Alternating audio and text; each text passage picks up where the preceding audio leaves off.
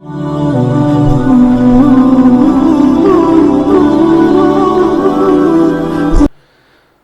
علیکم ورحمۃ اللہ وبرکاتہ۔ الحمد للہ رب العالمین والعاقبۃ للمتقین والصلاة والسلام علی اشرف الانبیاء والمرسلین نبینا و امامنا وقدوتنا محمد وعلی آلہ واصحابہ اجمعین، اما بعد۔ معزز حضرات اور خواتین اسلام، آج ہم لوگوں کا یہاں جمع ہونا حج بیت اللہ کو جانے والے حجاج کرام کی رہنمائی کے لیے یہاں ہم لوگ اس وقت جمع ہیں۔ سب سے پہلے میں بھی وہ سارے حجاج کرام، مرد و خواتین جو حج بیت اللہ کے لیے تشریف لے جا رہے ہیں، مبارکبادی دیتے ہوئے اللہ تعالیٰ سے یہی دعا کرتا ہوں کہ اللہ تعالیٰ انہیں پیارے نبی صلی اللہ علیہ وسلم نے جس طرح سے حج کیا اسی طریقے پر حج کرنے کی توفیق سے نوازے۔ حضرات و خواتین، ہم سب جانتے ہیں کہ ہمارا اپنا کوئی بھی کام، دینی کام،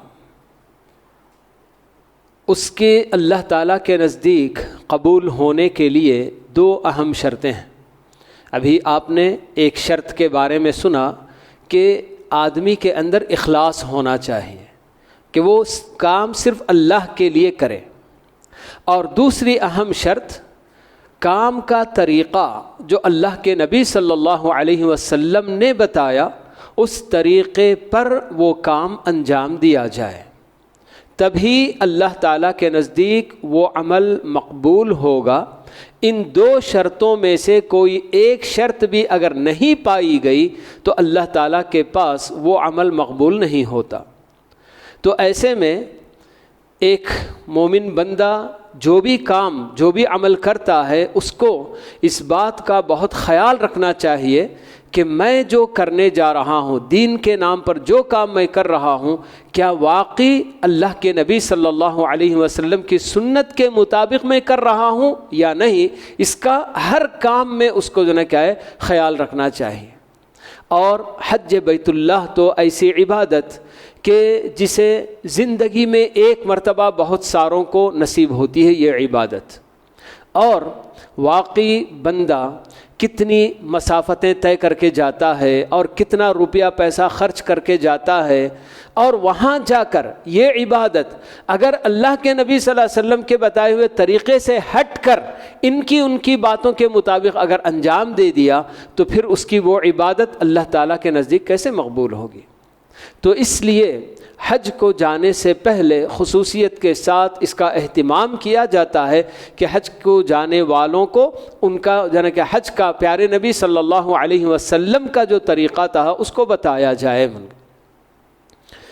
تو آئیے اب ہم معلوم کرتے ہیں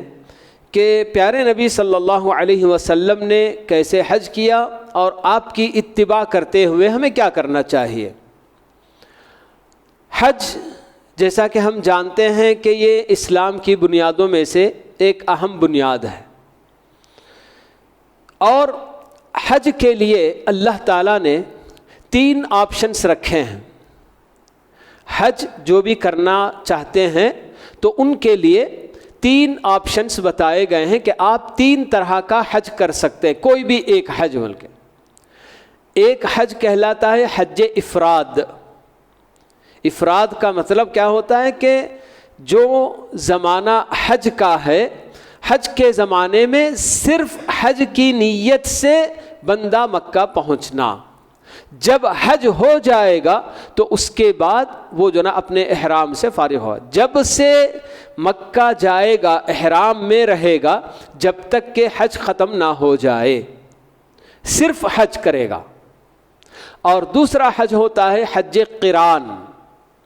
حج قران کیا ہوتا ہے کہ بندہ جو مکہ جانے والا ہوتا ہے وہ ایک ساتھ عمرہ اور حج دونوں کی نیت کرتا ہے،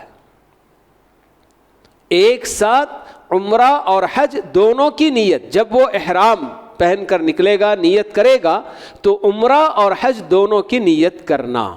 اور ایسا بندہ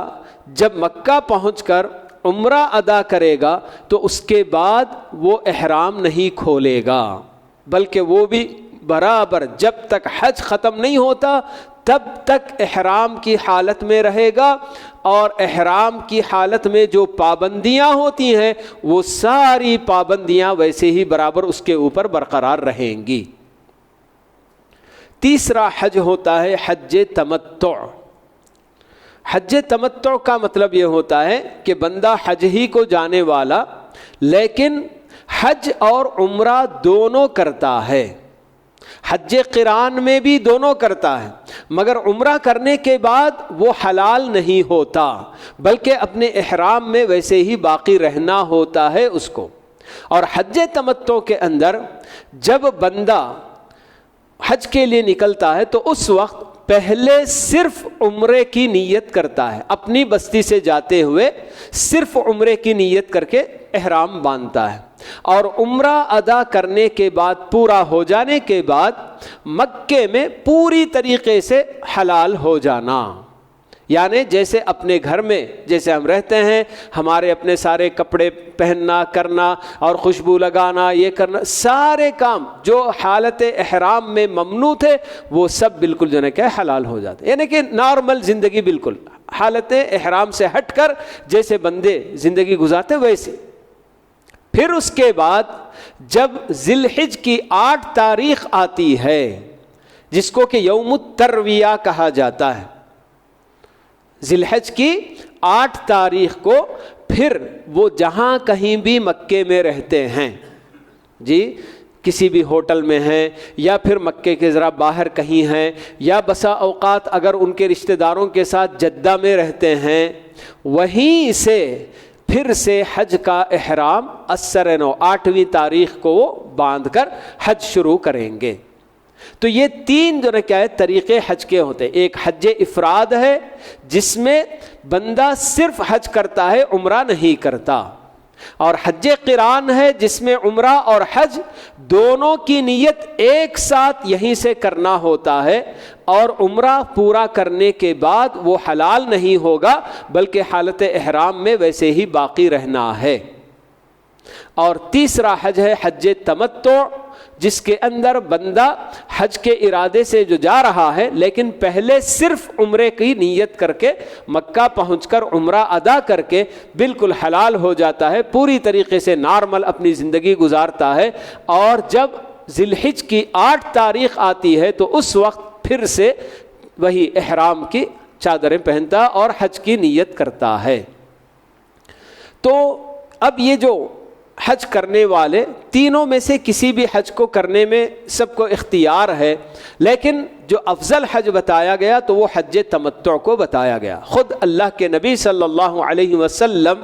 جب حج فرما رہے تھے تو اس وقت یہ حکم اللہ تعالیٰ نے آپ کو دیا تھا کہ آپ حج یعنی صرف حج ہی کی نیت سے نکلے تھے وہ لوگ، کیونکہ اس زمانے میں یہ تصور نہیں تھا کہ حج کے ایام میں کوئی عمرہ بھی کرے گا بول کے. لیکن اللہ تعالیٰ نے وحی کے ذریعے آپ کو جب بتایا تو اس وقت آپ نے اپنے حج کے ساتھ عمرے کو بھی آپ نے جوڑ لیا.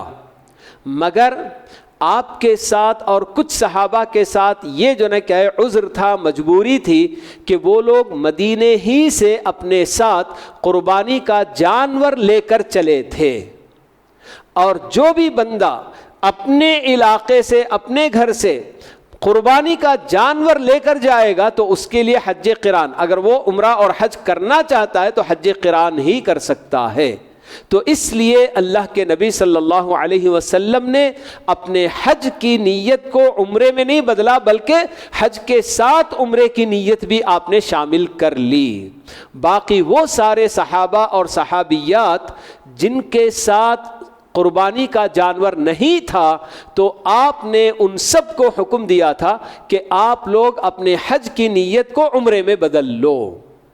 تو سب صحابہ عمرہ جو نہ کر لیے، پھر اس کے بعد مکے میں آرام سے بالکل حلال ہو کر زندگی گزارتے رہے. پھر اس کے بعد 8 تاریخ کو ان لوگوں نے السرنو احرام باندھا تھا. تو یہ بہرحال حج کی جو نا 3 قسمیں ہوتی ہیں. حج میں سب سے پہلا کام، بلکہ عمرہ بھی ہو کہ حج بھی ہو، سب سے پہلا کام احرام جو ہوتا ہے۔ اللہ تعالیٰ نے مکے کو جو بھی بندہ حج کی نیت سے یا عمرے کی نیت سے جانا چاہتا ہے، مکے میں داخلے کے جتنے بھی راستے ہوں گے،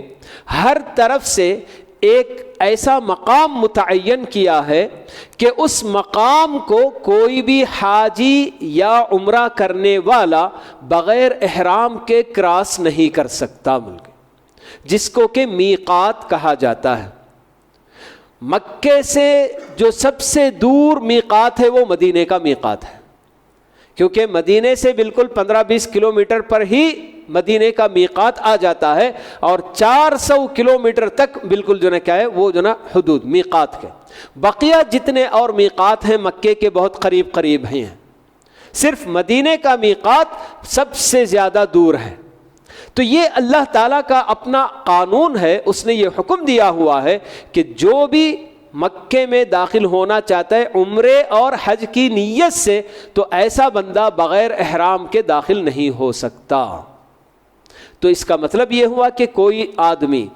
بغیر حج یا عمرے کی نیت کے اپنے کسی کام سے مکے کو جانا چاہتا ہے، جیسے ٹیکسی ڈرائیورس وغیرہ ہوتے ہیں، مسافروں کو پہنچانا چاہتے ہیں، یا اس کی اپنی کمپنی کی کوئی برانچ مکے میں ہے، کمپنی والے اس کو کمپنی کے کام سے بھیج رہے ہیں اور اس کا کوئی عمرے کا ارادہ وغیرہ نہیں ہے، تو پھر اس کے لیے احرام کے ساتھ مکے میں داخل ہونا ضروری نہیں ہے۔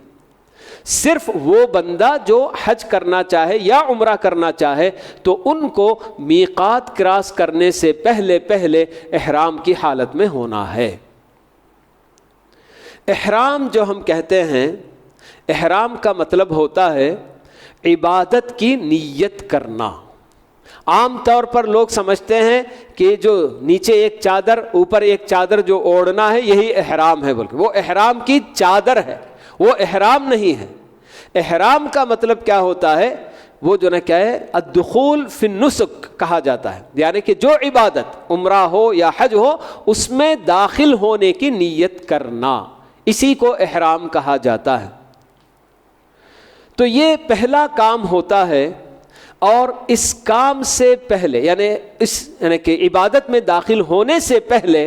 آدمی کے لیے کچھ مسنون اعمال بتائے گئے اس کی تیاری کے طور پر۔ جی تو یہ کیا کام ہیں جن کو آدمی احرام میں داخل ہونے سے پہلے کرنا چاہیے؟ غسل کرنا، اور اسی طرح سے ناخن وغیرہ تراش لینا، یا پھر مونچھ بنا لینا، یا جسم کے اور حصوں سے جہاں غیر ضروری بال ان کو نکالنا کرنا، یہ سارے کام بالکل جو کیا ہے اس عبادت میں داخل ہونے سے پہلے انجام دیے جانے والے کام ہیں۔ مگر ان میں سے کوئی بھی کام ضروری نہیں ہے، احرام کے لیے یہ کرنا ضروری نہیں ہے۔ غسل اللہ کے نبی صلی اللہ علیہ وسلم نے بھی خود غسل کیا تھا، بلکہ آپ نے احرام کے لیے غسل کرنے کا حکم بھی دیا ہے، اگرچہ کہ کن کو؟ حیض والی عورت حضرت عائشہ رضی اللہ عنہا حج سے پہلے حائضہ ہو گئی تھیں، اور اسماء بنت عمیس رضی اللہ عنہا جو کہ ابو بکر رضی اللہ عنہ کی بیوی، وہ ان کو نفاس شروع ہو گیا تھا کیونکہ ولادت ہو گئی تھی بچے کی۔ تو ایسی دو عورتوں کو بھی آپ نے حکم دیا تھا حج شروع کرنے سے پہلے کہ حج کا احرام یعنی اس نیت میں اس عبادت میں داخل ہونے سے پہلے تم غسل کر لو ملکے۔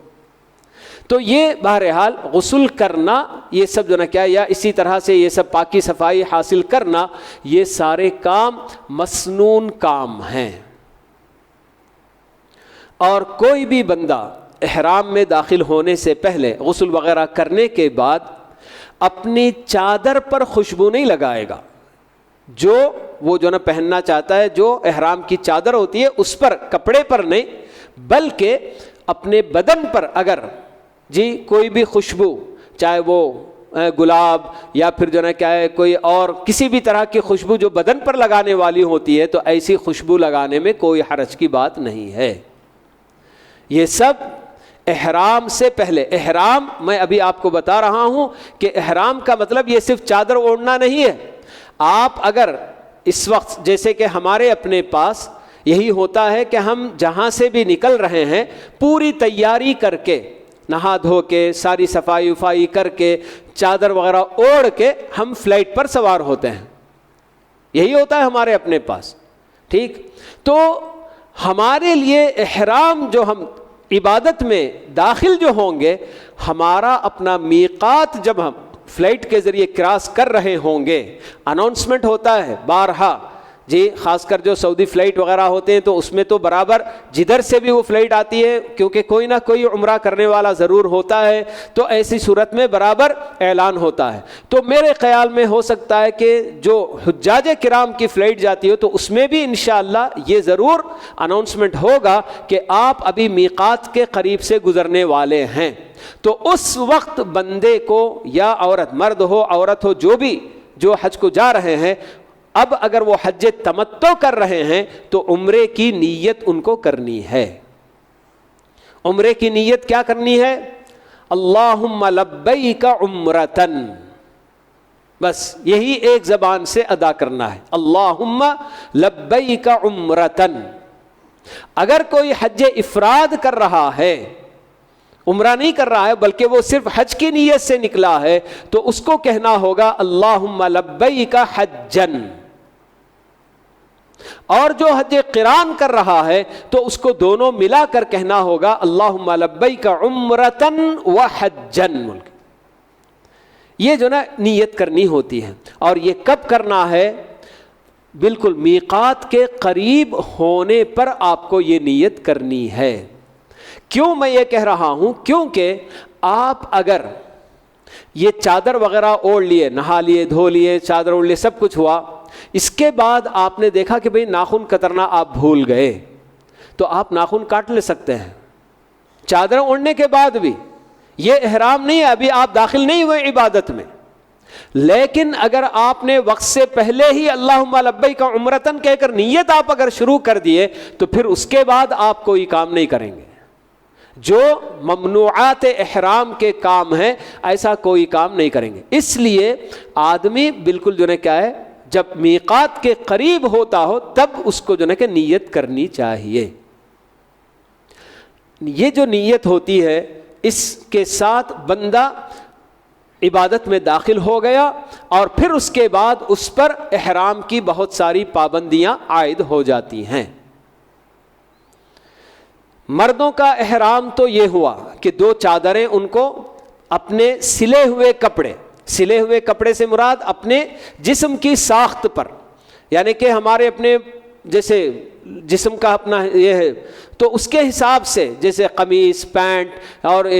جو بھی بنیان، نکر وغیرہ ایسی جو چیزیں ہوتی ہیں وہ سارے کپڑے نکال کر صرف 2 چادریں اس کو جنک کے پہننا ہوتا ہے. باقی عورت کے لیے اس کا اپنا جو معمول کا لباس ہوتا ہے وہی لباس وہ پہنے گی. اس کے لیے الگ سے احرام کے نام پر کوئی چیز نہیں ہوتی ہے. ہاں ہمارے اپنے پاس عام طور پر لوگ جس طرح سے جو ہے کیا ہے، خاص کر عورت کے لیے احرام کے لیے سر کو باندھنے کے لیے ایک کپڑا کچھ اور کہے وہ بول کے، یہ ہمیشہ کی زندگی میں اس کی ویسی ہونی ہے. وہ یعنی اجنبی مردوں کے سامنے جانے سے پہلے اسے اپنے سر کے بال وغیرہ چھپانا کرنا، یہ تو اس کی نارمل ہمیشہ کی زندگی میں ہونا ہے. یہ صرف حج کے لیے یا عمرے کے لیے جاتے ہوئے کرنے والا کام نہیں ہے. بہرحال عورت کے لیے احرام کی جو چیز ہوتی ہے تو وہ صرف کیا ہے کہ اس کے اپنے جو نارمل کپڑے ہوتے ہیں بس وہی کپڑے وہ پہنے گی. اس کے لیے احرام کے لیے کوئی خاص الگ سے کوئی لباس، کوئی کپڑا بالکل الگ نہیں ہوتا. ہاں جس چیز سے اللہ کے نبی صلی اللہ علیہ وسلم نے عورتوں کو حالت احرام میں روکا ہے، جسے پہننے سے آپ نے منع کیا، وہ 2 چیزیں. ایک ہے اپنے ہاتھ میں گلوز نہیں پہنیں گی بلکہ،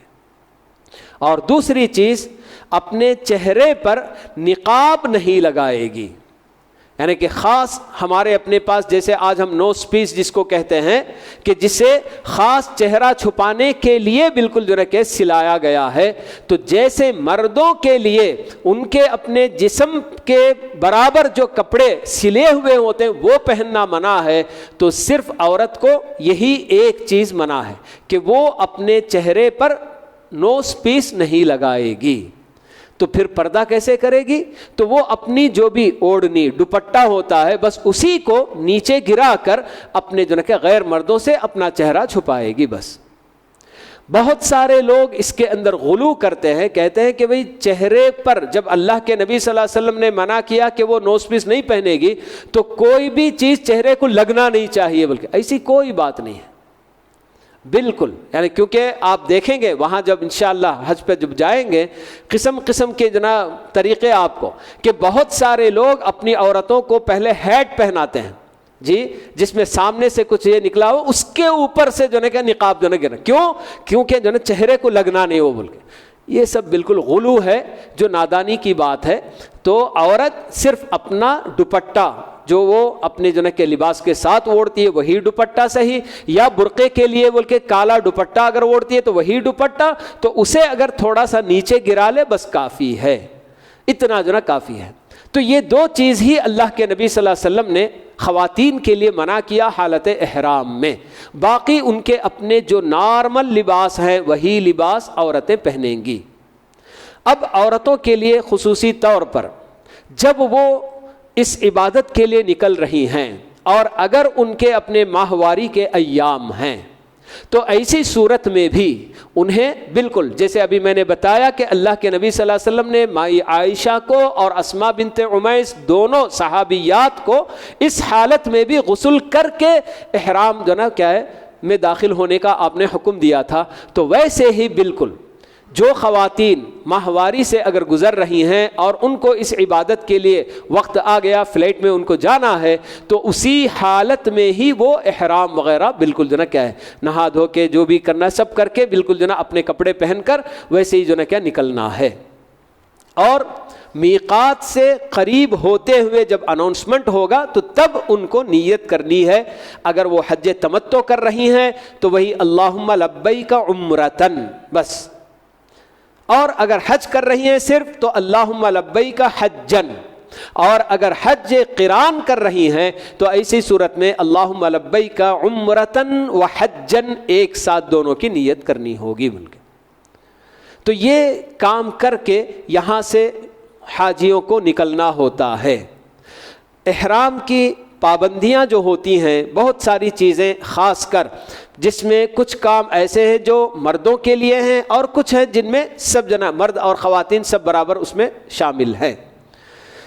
اللہ کے نبی صلی اللہ علیہ وسلم نے جن کاموں سے منع کیا حالت احرام میں، پابندیاں جس پر جو عائد کی ہیں، تو وہ ہے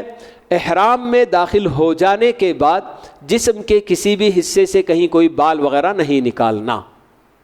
اور ناخن نہیں تراشنا۔ لیکن اگر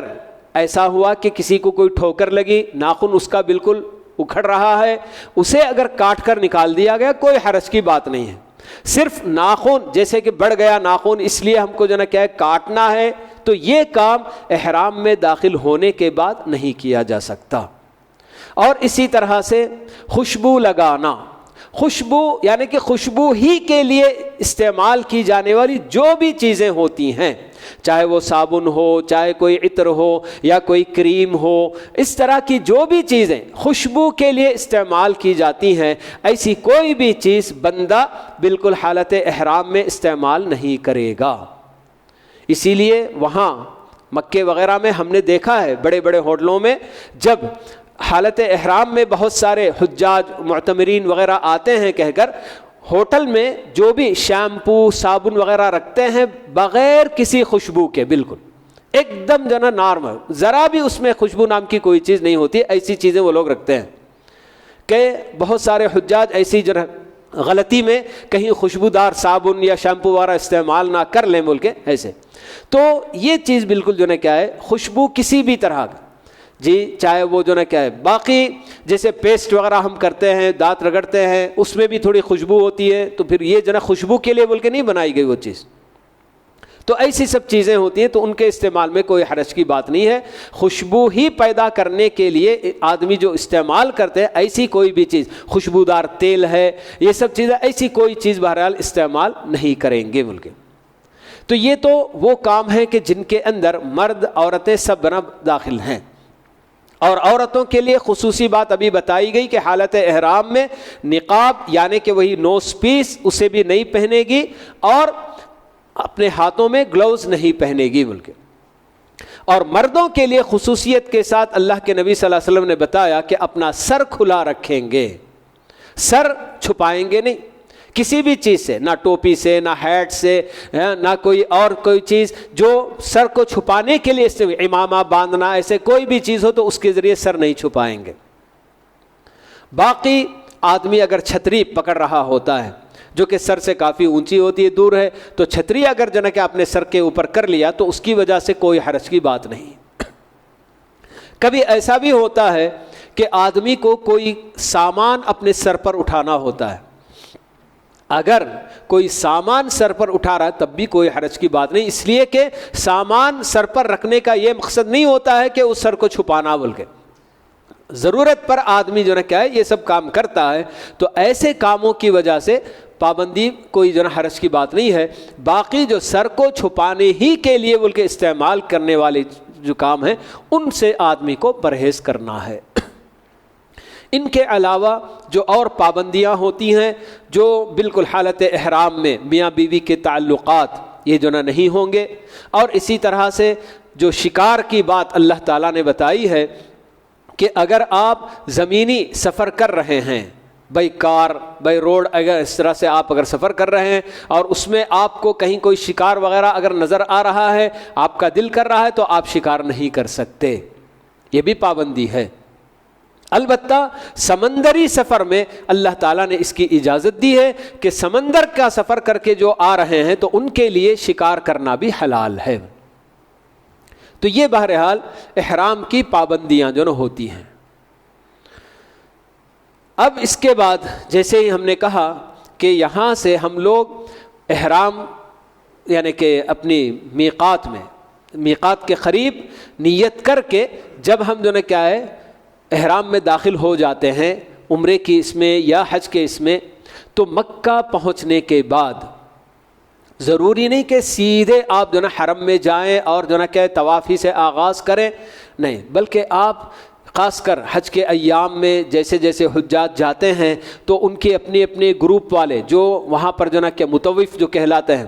معلم بول کے جو ہے کہا جاتا ہے ان کو, کہ وہ لوگ جو ہے کہ گروپ ان کے اپنے اپنے جہاں ٹھکانے ہوتے ہیں پہلے ان کو وہاں پہنچایا جاتا ہے, پھر اس کے بعد وہاں سے لوگ جو ہے کیا ہے چھوڑ دیتے ہیں ان کو کہ بھائی آپ جاؤ اپنا جو عمل کرنا ہے کرو بول کے.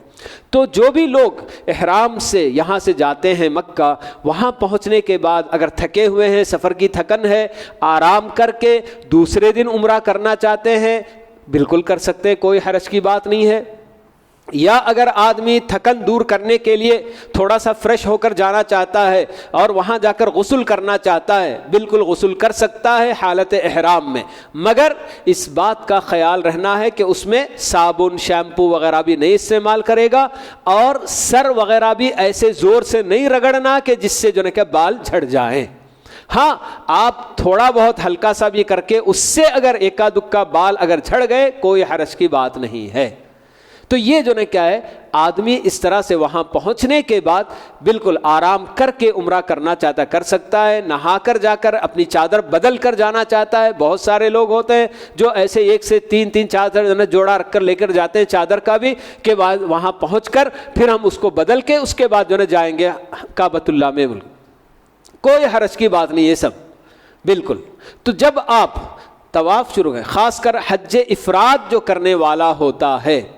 وہاں مکہ پہنچنے کے بعد اسے جو طواف کرنا ہے وہ طواف قدوم کہلاتا ہے. مکہ پہنچنے کی وجہ سے طواف کرنا.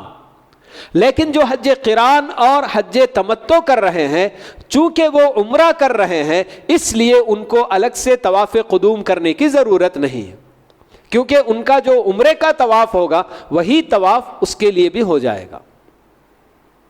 تو جو لوگ حج افراد کریں گے وہ صرف ایک طواف کر کے کعبۃ اللہ کا طواف, یعنی کہ وہی 7 چکر جو لگانے ہوتے ہیں, جن کی شروعات بالکل حجر اسود سے ہوگی اور حجر اسود پر آ کر ختم ہوگی, ایک چکر یہ شمار ہوتا ہے. ایسے 7 چکر اس کو جو ہے کیا ہے کعبۃ اللہ کے لگانے ہوتے ہیں, اور اس کے بعد پھر وہ جو ہے کیا ہے 2 رکعت نماز مقام ابراہیم کے پاس اگر گنجائش ہوتی ہے تو پڑھے گا، اگر نہیں بھیڑ بہت زیادہ ہے تو ایسی صورت میں کعبۃ اللہ کے کسی بھی جگہ میں نماز پڑھ لیا 2 رکعت، وہ طواف کی 2 رکعت کی نیت سے، تو بس کافی ہے، کوئی حرج کی بات نہیں۔ جو حج افراد کرنے والا یہ طواف کر کے 2 رکعت نماز پڑھ کے باہر نکل جائے گا، الا یہ کہ اگر وہ یہ چاہتا ہے کہ میں حج کی جو سعی مجھے بعد میں کرنی ہے ابھی میں کر کے ختم کر لیتا ہوں، تو اگر وہ سعی بھی کر لیتا ہے مگر وہ سعی اس کی حج کی ہوگی، یہ صرف حج افراد کرنے والے کے لیے۔ باقی جو حج قران اور حج تمتع کرتے ہیں ان کے لیے لازمی بات ہے کہ وہ طواف کرنے کے بعد صفا مروہ کی سعی بھی کریں گے، کیونکہ ان کے اپنے عمرے کا وہ جو نا کیا حصہ ہے، تو اس لیے ان کو دوبارہ جب وہ حج کریں گے تو حج کی سعی الگ سے ان کو کرنی ہوگی۔ عمرہ جب ہم جائیں گے تو حج تمتع کرنے والے عمرہ جب کریں گے تو ان کے لیے سب سے پہلے وہی طواف پہلا کام ہوتا ہے، اور 7 چکر کعبۃ اللہ کے اس میں کاٹنے ہیں۔ ہر چکر میں آپ جو چاہے دعا کر سکتے ہیں، یا آپ قرآن پڑھنا چاہتے ہیں پڑھ سکتے ہیں، کوئی مخصوص دعا ایک چکر کے لیے یہ دعا ہے، دوسری چکر کے لیے یہ دعا ہے، تیسری چکر کے لیے یہ دعا ہے، اس چکر میں ہی مت پڑھیے آپ، کوئی دعا خاص کسی چکر کے لیے نہیں ہے۔ آدمی جو اپنی ضرورت ہے وہ اللہ تعالیٰ سے مانگ سکتا ہے، یا اگر وہ قرآن پڑھنا چاہتا ہے، درود پڑھنا چاہتا ہے، بالکل جنا کر سکتا ہے، پورا آزاد ہے۔ بس اتنی بات بتائی گئی کہ حجر اسود سے پہلے جو کونا آتا ہے وہ رکن یمانی کہلاتا ہے، کیونکہ وہ یمن کی رخ میں ہے اس لیے اس کا نام ہی رکن یمانی رکھا گیا ہے۔ تو یہ رکن یمانی اور حجر اسود ان دونوں کے بیچ میں زیادہ تر اللہ کے نبی صلی اللہ علیہ وسلم ربنا آتنا فی الدنیا حسنہ وفی الآخرۃ حسنہ وقنا عذاب النار، یہ جو نا آپ دہرایا کرتے تھے بلکہ بس یہ 2 یہاں رکن یمانی سے حجر اسود تک پہنچنے میں یہ بالکل دونوں ایک دوسرے کے بالکل بازو جو نا کونے ہیں، یہ ان کے بیچ میں صرف جو نا کیا ہے یہ دعا زیادہ تر دہرانی ہے۔ ابھی آپ نے سنا کہ حجر اسود کو بوسہ دینا یقیناً ایک جو نا کیا ہے سعادت کی بات ہے، لیکن اگر بھیڑ بھاڑ اتنی ہے کہ ہم حجر اسود کو بوسہ ہی نہیں دے سکتے ہیں تو آپ دور سے ہی بالکل اشارہ کیجیے، جی طواف شروع کرنے سے پہلے بالکل حجر اسود کی طرف اشارہ کر کے اللہ اکبر یا بسم اللہ اللہ اکبر، اور وہیں سے آپ کا تو یہ جیسے ہی طواف شروع ہوگا تو پھر اس کے بعد ایک چکر درمیان میں اگر نماز آ گئی تو نماز کے لیے جہاں ہیں آپ وہیں کھڑے کھڑے نماز ادا کر دیجئے، پھر اس کے بعد جہاں ہیں وہیں سے اپنے وہ چکر کنٹینیو کیجئے۔ یہ ضروری نہیں کہ نماز کی وجہ سے میں نے یہ چکر یہاں آدھے میں آ کر رک گیا پھر اس کے بعد پھر سے شروع کروں، نہیں، 3 چکر آپ کاٹ دیے، چوتھے چکر میں آپ کے لیے نماز کا وقت ہو گیا اور نماز اقامت کھڑی ہو گئی، تو اس کے بعد جو نا بالکل جو نا آپ جہاں آپ نماز پڑھے پھر وہیں سے آپ اس کو کنٹینیو کر سکتے ہیں، ٹھیک ہے۔ تو یہ بہرحال طواف کے لیے طہارت شرط ہے، بغیر وضو کے طواف نہیں ہو سکتا، تو اس کا جو نا بالکل خیال رکھنا چاہیے کہ باوضو رہیں اور طواف کریں ملک۔ تو یہ 7 چکر طواف، اور جیسے کہ یہ سب جناب جانتے ہیں اکثر جناب حجاج اور معتمرین کہ شروع کے 3 چکروں میں آدمی کو تھوڑا سا دوڑنے کی جو نا کیا کیفیت اختیار کرنی ہے، مگر اس قدر بھیڑ بھاڑ ہوتی ہے خاص کر حج کے ایام میں کہ یہ سب کام ہو ہی نہیں سکتے ہیں، تو اس لیے آدمی جیسے بھی ہے ویسے ہی جو نا کرتا جائے، کوئی حرج کی بات نہیں۔ البتہ جو شروع کا پہلا طواف یعنی جو آپ عمرے کا طواف کریں گے اسی طواف میں یہ جو کیفیت بتائی گئی کہ چادر اپنی جو نا کیا ہے مرد حضرات جو چادر اوڑھتے ہیں کہ دہنے ہاتھ کے بغل کے نیچے سے لا کر بائیں کندھے پر جو ڈالنا ہے، یہ صرف اور صرف پہلے طواف میں کرنے کا کام ہے، یعنی کہ آپ جب عمرہ کر رہے ہیں حج تمتع میں تو اس وقت آپ کو احرام کی یہ جو نا کیفیت اختیار کرنی ہے۔ یاد رہے کہ بہت سارے لوگ یہ سمجھتے ہیں کہ ہمیشہ احرام ایسے ہی جو نا حالت میں ہونا ہے، بلکہ نہیں، یہ صرف اور صرف پہلا طواف جو آپ کعبۃ اللہ کا کریں گے اس کے لیے یہ کیفیت بتائی گئی. اس کے بعد جب نماز پڑھنا ہے، حتیٰ کہ طواف کے دوران بھی نماز کا وقت آ گیا تو آپ اس چادر کو نکال کر پورا کندھا جو نا اوڑھ لینا چاہیے. ٹھیک ہے، نماز کاندھے کھلے رکھ کر نہیں پڑھنا ہے. اور اس کے بعد جب آپ حج وغیرہ کا احرام جب باندھیں گے تو اس وقت آپ کو یہ جو نا کیا ہے، نیچے سے نکال کر اوپر ڈالنے کی کوئی ضرورت نہیں ہے. بالکل نارمل ایسے ہی جو نا دونوں کاندھے اوڑھ کر آپ رہیں گے، بس وہی جو نا احرام ہے. یہ صرف کعبۃ اللہ کو پہنچنے کے بعد جو پہلا طواف کیا جائے گا اس طواف کے لیے یہ جو نا کیفیت اضطباع اس کو جو نا بتایا گیا ہے کہ اپنے جو نا کیا ہے دہنے ہاتھ کے بغل کے نیچے سے چادر نکال کر بائیں کندھے پر ڈال لینا بول کے. اس کے بعد پھر کبھی جو نا کیا ہے اس کیفیت کو اختیار کرنے کی ضرورت ہی نہیں ہے. پورے حج میں کبھی بھی اس طرح کی کیفیت آنے کی ضرورت ہی نہیں ہے. تو یہ پہلا کام عمرے کے اندر طواف کرنے کا ہوتا ہے. طواف سے فارغ ہونے کے بعد جیسے میں نے بتایا کہ 2 رکعت نماز پڑھنی ہے. کسی بھی وقت آپ فارغ ہو جائیں، فجر کے بعد فارغ ہوئے نماز کے بعد یا عصر کی نماز کے بعد بھی فارغ ہوئے تو یہ نہ سوچیں کہ یہ تو ممنوع وقت ہے اس میں نماز نہیں پڑھنی ہے. نہیں، یہ ایک سبب والی نماز ہے، طواف کی وجہ سے پڑھی جانے والی نماز. تو اس لیے یہ 2 رکعت اس وقت بھی ادا کر سکتے ہیں، کوئی حرج کی بات نہیں ہے. پھر اس کے بعد دوسرا کام جو ہوتا ہے تو وہ صفا مروہ کے درمیان سعی کرنے کیا ہوتا ہے. ابتدا صفا سے ہوگی اور انتہا مروہ پہ جن ہو جائیں. صفا سے مروہ جائیں گے تو 1 چکر، مروہ سے پھر صفا آئیں گے تو 2 چکر. اس طرح سے جو نا یہ ہوتا ہے. بہت سارے لوگ غلطی سے صفا سے صفا تک 1 چکر سمجھتے ہیں اور 14 چکر لگاتے ہیں. تو ایسا نہیں ہے. تو ویسے ہی بالکل چاہے وہ طواف میں ہو یا سعی میں ہو، اگر آپ چکر میں آپ کو شک ہو گیا کہ بھئی میں نے 3 چکر لگائے ہیں کہ 4 لگائے ہیں، یقین جو ہے 3 اس کو آپ لے کر چلیے، باقی کے 4 آپ کو کاٹنے ہوں گے. ٹھیک ہے. اگر یہ اکثر جو نا ہو جاتا ہے، ویسے بھی بہت سارے لوگوں کے لیے وہ تسبیح کے طور پر ایک دے دیتے ہیں 7 من کے لگے ہوئے بالکل کہ بھئی ایک جو نا آپ اس کو جو نا ایک کر کے جو نا ایک ڈھکل لیجئے اور آپ کو جو نا یاد رہے گا. بلکہ اگر خدا نخواستہ کوئی جو نا کیا بھول ہو گئی تو آدمی کو جو یقین ہے 3 یا 4 جب بولیں گے تو 4 مشکوک ہے اور 3 تو یقینی ہے، تو 3 ہی مان کر باقی کے 4 آپ کو چکر لگانے ہوں گے. ویسے ہی بالکل صفا مروہ میں بھی سعی میں کتنا ہوا اگر شک ہو گیا، جو کم ہے اس کو یقین ہے وہ تو اسی کو مان کر باقی کے جنا اور چکر کاٹنے ہوں گے. صفا کی پہاڑی پر پہنچنے کے بعد کعبۃ اللہ کی طرف رخ کر کے تھوڑی دیر دعا کریں گے. یہ جو نا اللہ کے نبی صلی اللہ علیہ وسلم کی سنت ہے. تو تھوڑی دیر دعا کر کے پھر اس کے بعد مروہ کے لیے نکلتے ہیں. تو صفا مروہ کے درمیان وہ جو یعنی کہ گرین لائٹس وہاں پہ جنا لگے ہوئے ہیں کہ جس میں تھوڑا سا خاص کر مرد حضرات کو دوڑنے کی جنا ضرورت ہے. بلکہ رمل اس کو کہا جاتا ہے. تھوڑا سا بالکل بہت زیادہ زور سے نہیں، ہلکا سا. بلکہ عورتوں کو دوڑنے کی ضرورت نہیں ہے، صرف مرد حضرات کے لیے یہ سنت جنا قائم کی گئی ہے. وہ سب بہرحال گنجائش ہونے کی صورت میں، اگر گنجائش نہیں ہے تو پھر وہ ایسے ہی نارمل ہی چلنا ہوگا تو ویسے ہی چلیں گے، کوئی حرج کی بات نہیں. مروہ جب پہنچیں گے تو مروہ پہنچ کر بھی وہاں بھی کعبۃ اللہ کی طرف رخ کر کے تھوڑی دیر کھڑے ہو کر دعا کریں.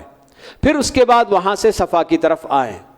تو ایسے بالکل جو ہے کیا ہے 7 چکر آپ کے پورے ہوں گے. یعنی کہ صفا سے شروع ہوگا پہلا چکر اور ختم ہوگا مروہ پر 7واں چکر. تو یہ 2 عمل ہو گیا. تو تیسرا عمل عمرے کا باقی رہتا ہے اور وہ ہے بال مونڈنا یا پھر جو ہے کاٹنا. بلکہ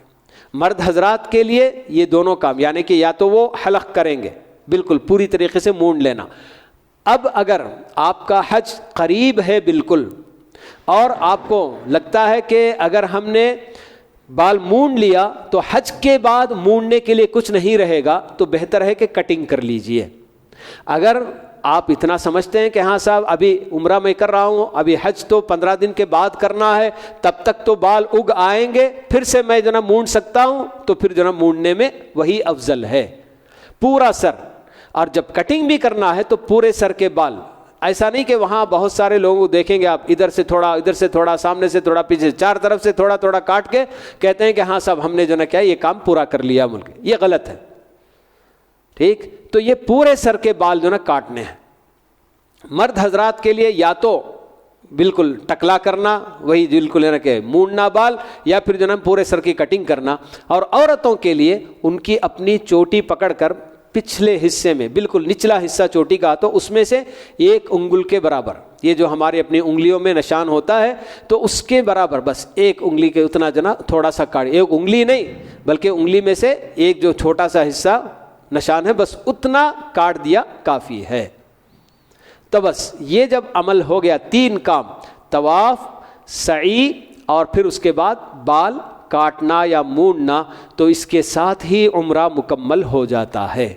پھر اس کے بعد آپ جب تک مکے میں ہیں آرام سے اپنی جو نا نارمل لائف گھر میں جیسے رہتے تھے ویسے ہی آپ وہاں رہ سکتے ہیں. پھر جب حج شروع ہوتا ہے 8 ذی الحجہ کو، تو یہ یوم الترویہ کہلاتا ہے. 8 ذی الحجہ کو پھر سے جو لوگ حج تمتع کرنے والے، حج افراد والا تو اپنے احرام میں ہی رہے گا، حج قران والا بھی اپنے احرام میں رہے گا. جو حج تمتع کر کے یعنی کہ عمرہ کر کے پوری طریقے سے حلال ہو گئے تھے، ان کو 8 تاریخ کو ذی الحجہ کی اثر نو پھر سے احرام حج کے اللہم لبیک حجن کہہ کر یہ جو نے کیا ہے پھر سے نیت کرنی ہوگی. جہاں ہیں وہیں سے، کہیں باہر جا کے وہاں سے مسجد کہ عائشہ کو جا کر یا کعبۃ اللہ میں جا کر میں احرام پہن کر نہیں، کہیں جانے کی کوئی ضرورت نہیں. آپ جہاں رہتے ہیں وہیں سے اپنے کمرے سے اپنے روم سے وہیں سے آپ جو نا احرام پہن کر وہیں سے نیت کر کے نکلنا ہے. اللہ کے نبی صلی اللہ علیہ وسلم تقریباً چاشت کے وقت میں یعنی 10-11 بجے کے انداز میں آپ مینا پہنچ گئے تھے. تو ویسے ہی بالکل، اور پہلے بھی چونکہ بھیڑ بھاڑ اتنی ہوتی ہے کہ لوگ جو نا بہت پہلے سے جو نا مینا پہنچا دیتے ہیں، تو وہاں مینا میں 5 وقت کی نماز ادا کرنی ہے. 8ویں تاریخ کی ظہر، عصر، مغرب، عشاء، اور 9ویں تاریخ عرفے کے دن کی فجر کی نماز بول کے. اور جو 4 رکعت والی نمازیں ہیں وہ سب قصر کر کے 2-2 رکعت اور اپنے اپنے وقت میں، ظہر کی نماز اپنے وقت میں، عصر کی اپنے وقت میں، مغرب عشاء کی اپنے اپنے وقت میں. تو بس اتنی کہ جناب اللہ کے نبی صلی اللہ علیہ وسلم نے یہ جو سنت آپ نے بتائی کہ وہ مینا میں آپ کو جو نے کہا قصر کرنا ہے.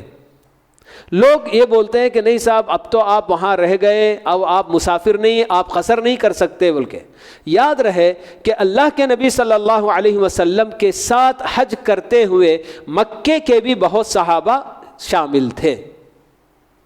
اللہ کے نبی صلی اللہ علیہ وسلم نے مکے کے صحابہ کو الگ سے نہیں بتایا کہ ہم لوگ مسافر ہیں اس لیے ہم قصر کر رہے ہیں، آپ لوگ مقیم ہیں مکے والے، آپ کو قصر نہیں کرنا، آپ نے ایسے نہیں بتایا سب کے لیے. تو یہ جو اجازت یعنی رخصت ہے یہ حج کے لیے خصوصی طور پر جو نا ہے. تو اس لیے یہ جو نا کیا ہے مینا میں یہ جو نا 5 وقت کی نماز 8ویں تاریخ کی وہاں جو نا آپ کو ادا کرنی ہے. اب معلم حضرات بہت سے ایسے ہوتے ہیں کہ آپ کو فجر کے ساتھ یا فجر سے پہلے بھی وہاں سے نکال کے عرفے کو لے کر چلے جاتے ہیں، کیونکہ ٹریفک اتنی ہوتی ہے، گاڑیاں سب ایسی ہوتی ہیں، تو اس کی وجہ سے آپ جو نا کیا ہے دل برداشتہ نہ ہو یا ان سے لڑنے جھگڑنے کی کوئی ضرورت نہیں کہ بھائی سنت کے خلاف آپ کر رہے ہیں، ایسے نہیں بات ہیں. اس کے حساب سے بالکل جو نا کیا ہے آگے پیچھے بالکل جو نا لے کر چلے جاتے ہیں لوگ. تو اس لیے بہرحال یہ 8ویں تاریخ کو صرف مینا میں آپ کو جو نا وقت گزارنا ہے. اور ظاہر سی بات ہے کہ جیسے ہی عمرے کے لیے یہاں سے نکلتے ہیں اور حج کا احرام جب باندھتے ہیں تو اس کے بعد تلبیہ پڑھتے رہنا ہے جب تک عمرے پر جاتے ہوئے عمرہ جب تک ختم نہیں ہو جاتا، برابر تلبیہ دہراتے رہیں گے. اور ویسے ہی حج کا احرام جب آپ اس میں داخل ہو گئے تو اس کے بعد سے وہ حج جب تک ختم نہیں ہوتا ہے یعنی کہ جمرات کو کنکری نہیں مارتے تب تک برابر آپ جو نا تلبیہ پڑھتے رہیں گے. تو یہ عمل اپنی جگہ پر چلتا رہے گا. پھر 9ویں تاریخ عرفے کا دن جو کہ سب سے اہم دن ہوتا ہے حج کا. عرفے کے میدان میں خاص کر ابھی تو ماشاء اللہ ہر طرف سے مینا اور جو نا عرفہ مزدلفہ سب کے لیے الگ الگ رنگ میں بورڈز وہاں پہ جو نا کہ مینا اسٹارٹس ہیئر، مینا اینڈس ہیئر بلکہ ایسے جو نا یہ سب بورڈ ہے نا لگائے ہوئے ہیں. پوری باؤنڈری ہر طرف سے کہاں تک مینا ہے، کہاں سے کہاں تک عرفہ، یہ ساری چیزیں ہیں. تو آپ یقین کر لیجئے کہ ہاں صاحب ہم عرفے کے میدان کے اندر ہیں. عرفے کے میدان کے باہر اگر آپ نے وقت گزار دیا تو پھر آپ کا حج نہیں ہوگا. اللہ کے نبی صلی اللہ علیہ وسلم عرفے کی جو اس کو امپورٹنس دیتے ہوئے بتاتے ہیں الحج عرفہ، عرفے میں وقوف کرنا ہی حج ہے بول کے آپ بتا رہے ہیں۔ تو اس لیے 9ویں تاریخ کو جب بھی آپ پہنچ گئے عرفہ تو عرفے میں وہی وقت گزارنا ہے، اور عرفے کے میدان میں ظہر اور عصر کی نماز، مینا میں تو آپ نے اپنے اپنے وقت پر پڑھی نماز، لیکن عرفے کے میدان میں ظہر اور عصر کی نماز ظہر ہی کے وقت میں 1 اذان اور 2 اقامت کے ساتھ پڑھنی ہے عرفے کے میدان میں۔ بالکل، کیوں؟ اس لیے کہ اللہ کے نبی صلی اللہ علیہ وسلم یہ چاہتے تھے کہ اس کے بعد سے غروب آفتاب تک دعا میں مصروف رہ جائے بندہ مل کے۔ تو اس لیے عرفے کے میدان میں یہ 2 نمازیں، ظہر اور عصر کی نماز اپنے ظہر ہی کے وقت میں، جمع تقدیم اس کو کہا جاتا ہے، عصر کی نماز کو مقدم کر کے عصر ظہر ہی کے وقت میں 1 اذان ہوگی اور 2 اقامت کے ساتھ نماز جو نا ادا کی جائے گی، 2 رکعت، قصر بھی کریں گے اور جمع بھی کریں گے۔ اس نماز سے، دونوں نمازوں سے فارغ ہونے کے بعد آدمی کھانے پینے سے جو بھی ہے سب جہاں تک ہو سکے زیادہ سے زیادہ دعا میں مشغول رہنا چاہیے، اور یہ عمل غروب آفتاب تک جاری رہنا ہے۔ جب تک سورج غروب نہیں ہو جاتا عرفے کا میدان چھوڑ کر نکلنا نہیں ہے۔ ہاں کبھی ایسا ہوتا ہے کہ آپ کو عرفے کے میدان میں ہی آپ کا معلم آپ کو گاڑی میں لا کر بٹھا دے گا، ٹھیک ہے کوئی بات نہیں، گاڑی میں بیٹھ جائیں، مگر عرفے کے میدان میں رہنا ہے۔ عرفے کے میدان کے باہر گاڑی ٹھہری ہے اور وہاں جو نا وہ سورج غروب ہونے سے پہلے چلو جا کے بیٹھ جاؤ بولے تو نہیں جانا ہے۔ تو یہ خاص کر جو نا اس کا خیال کرنا ہے کہ 9ویں تاریخ کو سورج غروب ہونے سے پہلے عرفے کا میدان بالکل نہیں چھوڑنا۔ عرفے کے میدان میں اللہ کے نبی صلی اللہ علیہ وسلم جہاں ٹھہرے تھے وہاں پھر اس کے بعد جہاں آپ دعا کیے تھے اس کو جبل الرحمہ بول کے نہ کہا جاتا ہے، جبل الرحمہ۔ بہت سارے لوگ چاہتے ہیں کہ ہم بھی وہاں جائیں، یہ سب کوئی سنت نہیں ہے۔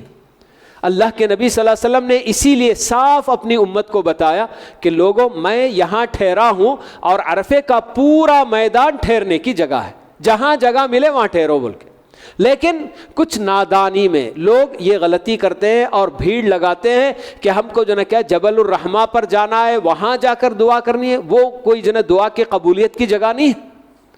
اللہ کے نبی صلی اللہ علیہ وسلم اگر ایسی کوئی بات ہوتی تو بتاتے کہ وہاں جاؤ، اس کی خصوصیت ہے بول کے، بس آپ ایسے ہی وہاں جو نا کھڑے ہو گئے تھے، وہاں جو نا دعا کیے، تو اس لیے جو نا لوگ کہتے ہیں کہ بس وہاں جا کر دعا کرنا بول کے وہاں بھیڑ لگانے کی کوشش کرتے ہیں، اور اکثر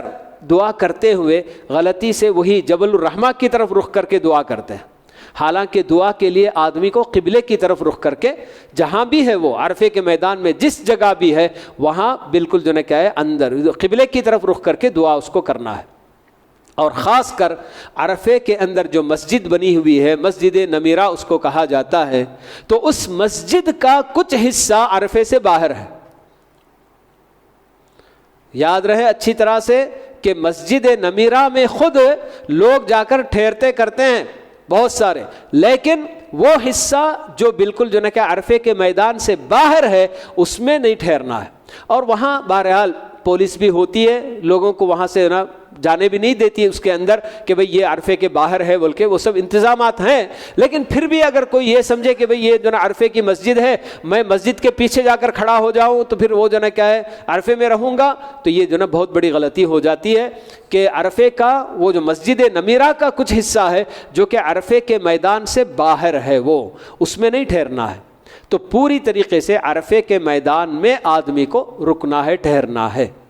تو یہ 9ویں تاریخ کو یہ کام صرف عرفے کے میدان میں جہاں تک ہو سکے بالکل زیادہ سے زیادہ دعائیں کرتے رہے، صبح سے لے کے شام تک دعا۔ جب بھی آپ پہنچے عرفہ تو وہاں جو ہے کہ کثرت سے دعا کرنا ہے، کیونکہ اللہ کے نبی صلی اللہ علیہ وسلم یہی بتاتے ہیں کہ سب سے افضل دعا یہی عرفے کے دن کی دعا ہے بول کے۔ تو اس کے بعد جب غروب ہو گیا سورج تو وہاں مغرب وغیرہ نہیں پڑھنا ہے، سیدھے نکلنا ہے اور مزدلفہ پہنچنا ہے۔ یہ عرفہ سب سے دور ہے، پہلے مینا آتا ہے، پھر اس کے بعد مزدلفہ آتا ہے، پھر اس کے بعد عرفہ آتا ہے۔ تو عرفہ سے اب ریٹرن ہوں گے ہم مزدلفہ کی طرف۔ تو مزدلفہ کو جب جائیں گے تو وہاں پہنچنے کے بعد جب بھی پہنچیں گے، رات کے 10 بجے پہنچیں، 11 بجے پہنچیں، 12 بجے پہنچیں، جب بھی پہنچیں گے تو وہاں آپ کو وہی دو نمازیں مغرب اور عشاء وہاں جو نہ جا کر ادا کرنی ہے۔ یہی اللہ کے نبی صلی اللہ علیہ وسلم کی سنت ہے۔ مغرب تو 3 رکعت پوری پڑھیں گے اور عشاء کی نماز 2 رکعت اس وقت وہاں جا کر مزدلفہ پہنچ کر یہ جو نہ دونوں نمازیں ادا کریں گے۔ پھر اس کے بعد اللہ کے نبی صلی اللہ علیہ وسلم نے آرام کیا تھا، تو ویسے ہی کوئی اور کام وہاں نہیں کرنا ہے، بس آرام کرنا ہے، رات گزارنی ہے۔ پھر فجر کی نماز مزدلفہ میں ادا کرنی ہے۔ فجر کی نماز ادا کرنے کے بعد سورج ابھی طلوع، بلکہ تھوڑی سی روشنی اگر ہو گئی تو اس کے بعد مزدلفہ سے نکل کر مینا کی طرف جانا ہے 10ویں تاریخ کو۔ 9ویں تاریخ تو ہم نے عرفے میں گزار دیا، اب جبکہ مزدلفہ میں رات گزار کر جو فجر ہو گئی تو وہ 10ویں تاریخ ہے، اور یہ جو نا کیا یوم النحر، اسی کو یوم الحج الاکبر کہا جاتا ہے، یعنی کہ حج کا سب سے بڑا دن، کیونکہ بہت سارے کام اس 10ویں تاریخ کو حاجی کو کرنے ہوتے ہیں۔ تو 10ویں تاریخ کو آدمی جب مینا کو نکلے گا تو وہ مزدلفہ سے سورج طلوع ہونے سے پہلے نکلنا ہے۔ لیکن جن لوگوں کے ساتھ عورتیں، بچے یا پھر کمزور اور بوڑھے لوگ، بیمار لوگ ہیں، تو ایسے لوگ رات بھی، آدھی رات کو بھی مینا میں تھوڑی دیر، مزدلفہ میں تھوڑی دیر گزار کر وہاں سے نکلتے ہیں، نکل جا سکتے ہیں، ان کے لیے اجازت ہے۔ اور ان کی دیکھ بھال کرنے والے جو تندرست لوگ ہیں وہ بھی ان کے ساتھ جائیں گے تو ٹھیک ہے، کوئی حرج کی بات نہیں ہے، مگر ان کمزوروں کے ساتھ ان کو جو نا رہنا ہے، اس لیے وہ جا رہے ہیں ملک۔